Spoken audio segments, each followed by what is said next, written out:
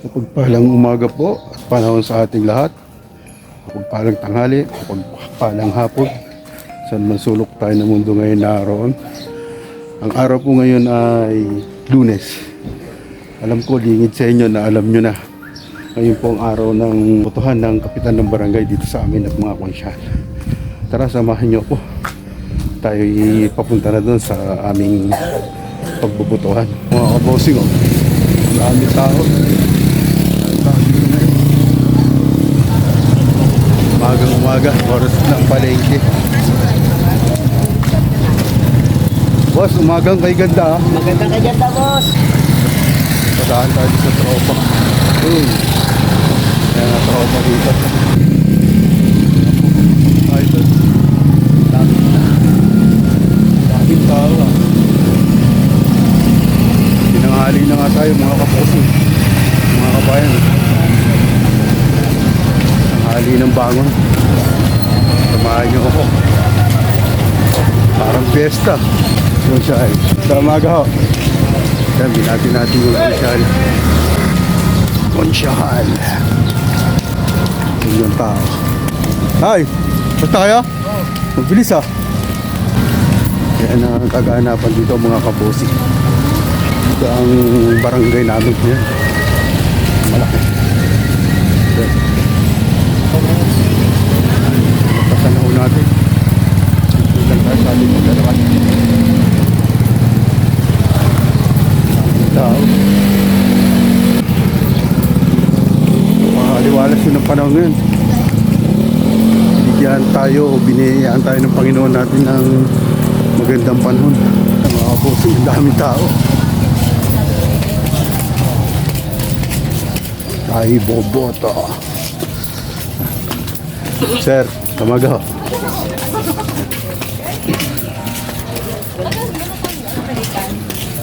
Ito talaga ang mga Pilipino pagka ganito ang sitwasyon. Nakita nyo naman.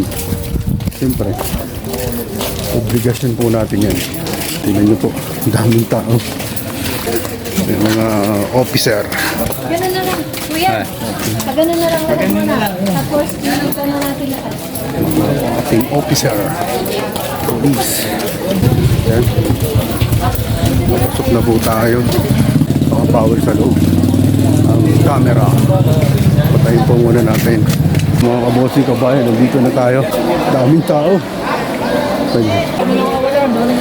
Daming tao, daming tao. Boto. First time ko po na bumoto ulit dito sa Pilipinas. After 20 years. Galing ako ng abroad. Hindi lang po tayo, mga kabosing, mga kabayan. Tapos na sino? Hindi ba? Ay, hindi. Tayo boboto para sa ating mga mangungulo. Tayo, mga kabosing, kabayan, makit na tayo. Room 17. Ito po yung elementary school. Kapayapaan. 17, ayun. Ito. 17. Ayan, dito tayo. Maghahanap. Siya.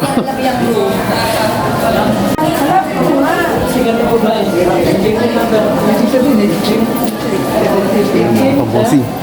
Tapos na po tayo. Tayo pinalad na makaboto ngayon sa Pilipinas. Pauwi na po tayo. Botohan ng barangay. Lahat. Ito po yung eskwelahan namin dito na elementary. Busy.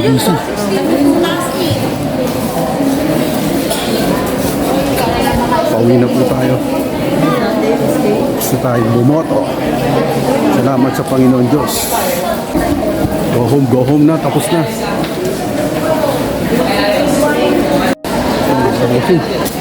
Gusto tayo bumoto. Daming tao. Kagulo. po ng Diyos, natapos na natin.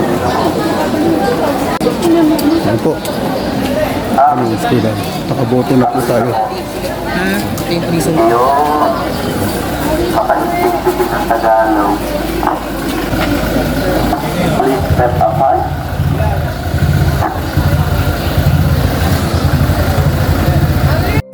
Sir, thank you po. Boto na tayo. Uwi na tayo ngayon. Thank you, Lord.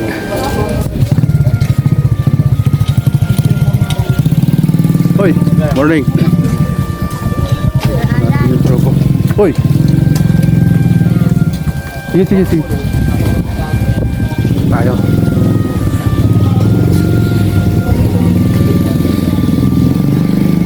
Na election.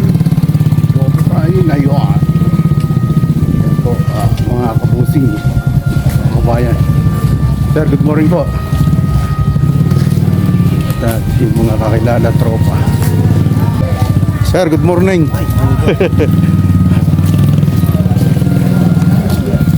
Kakaiba ho talaga pag nasa sarili kang bansa. Kita nyo naman, halos lahat magkakakilala na po. Yan ang bentahe sa mga Pilipino. Hello po ma'am, good morning po. Tapos ka na? Opo, tapos na po. Sige po, ingat po. Pauwi na po tayo mga kabosing, mga kabayan.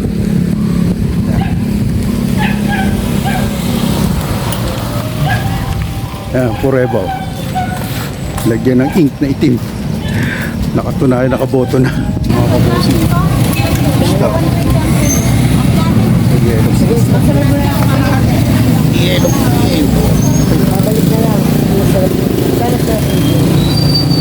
Okay na po. May. Ano kayo? Uy, magayad na ako. Di ko na magabayad.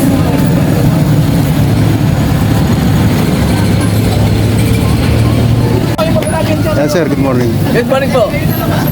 Kumusta po? Okay lang po. Salamat to ha sa yung paglilingkod sa amin. Straight. Tama lang. Sige po. Dapat lang po. Gawa ng... Hindi kasi pag magbabago pa tayo walang mangyayari. Yes, correct. Panibago man yan. Yes. Ay kung yung dati na at least madaya. Kasi ang mahirap sa kanila, pagka yung nalalala, wala na sa barangay. Yun lang. Di ba? Opo, totoo po yun. O kaya yung cellphone nyo, pati niyo sa gitna, madam po.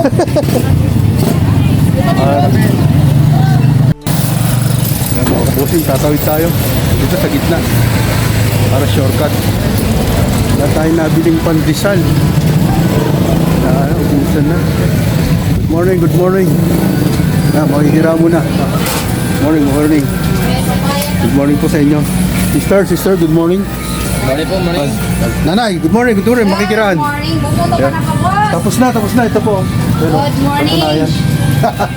Sige. Morning, sir.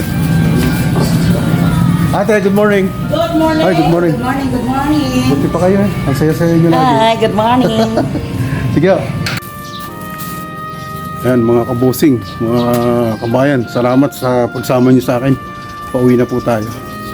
Dumaan tayo ng palengke, bumili ng ulam para ngayong hapon at tanghalian kasi maaga hong papasok ngayon ang anak ko. Karoon daw siya ng overtime. Imbis na alas 7 ng gabi na alis dito, gagawin na yata ang alas 5 dahil may overtime siya. Ngayong linggong ito. Kaya ayun, dumaan na tayo para mamaya hindi na tayo mamimili, sobrang init.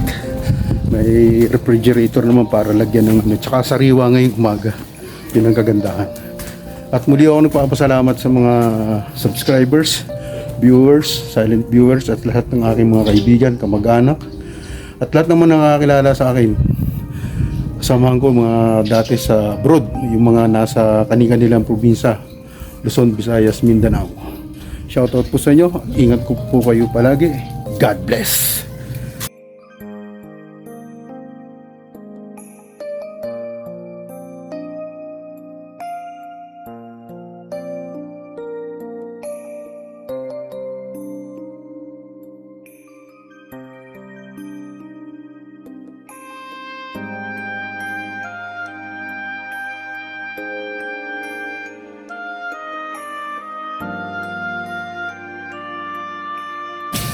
Mega shout out Jaguar 29, Troy Jawin Vlog, Marlon Backyard, Caviteño Partner, Mary Jane Collantes, Edwin Sagayno, Melba Store, Ricky Santiago, Sabida and Emran Vlog, Mugat Dama TV, Braddock Sniper Sir, Buhay Barrio, Rudy Baguio Senior, Life Journey in Miracles, Carnival Assorted, Serino Video Okay, Soraya Youth Charity, Leonor 18, Traverland Nature Estonia, Altom's Channel, Andon Mix Vlog, Mang Ens, Paul Avelle, kay Sir Renan Fishing Adventure Sir, shout out, Raul Adventure, Madel's Life, Tony TV, Joey Gonzaga, Yay Malayan TV, Usapang Sports, Happy Cats, Alice in Lyra,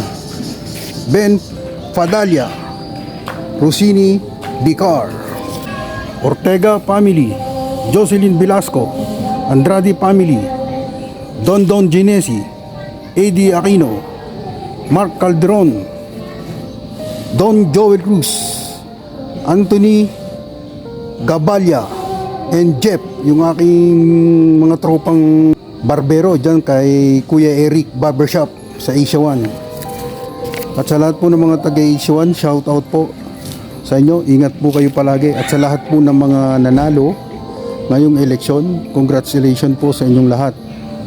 At to naman po sa mga natalo, bawi na lang po sa susunod. At ang akin lang po sanang kahilingan, kung saan man kayo ngayon namumuno o kung saan man kayo lugar naroon at hahawak ng isang posisyon, sana ho uunahin natin ang mga kapakanan ng ating mga nasasakupan, lalong lalo na po ang mga mahal nating senior.